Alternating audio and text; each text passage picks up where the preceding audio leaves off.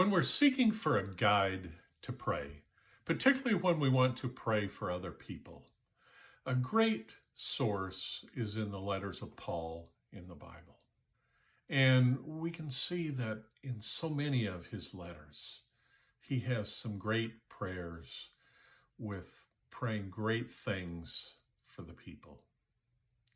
And this has become a favorite of mine. I have a number of his prayers written down and I use them in prayers. For example, on Sunday mornings, I normally go in early before the church services.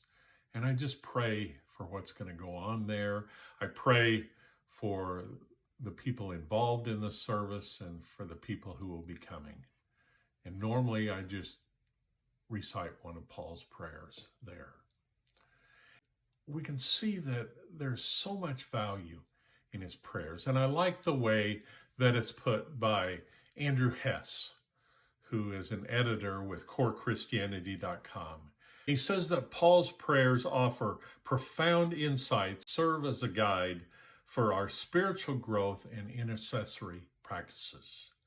He says it's because Paul is focused on hearts and minds being conformed to Christ. Just a few examples in Paul's prayers is that he's thanking God for the people he's praying for.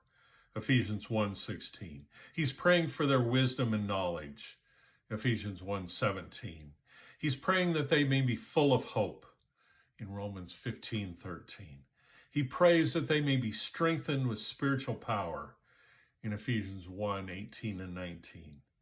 He prays that they can learn to abide in Christ in Ephesians 3:18 and 19. He prays for their righteousness and purity in Philippians 1:9 through 11. So I just want to recite the one that's become a favorite of mine in Ephesians chapter 3. Beginning in verse 14, Paul says, I kneel before the Father.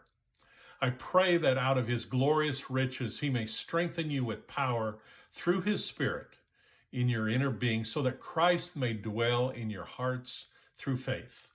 I pray that you, being rooted and established in love, may have power, together with all the Lord's holy people, to grasp how wide and long and high and deep is the love of Christ. Know this love that surpasses knowledge, that you may be filled to the measure of all the fullness of God. A great word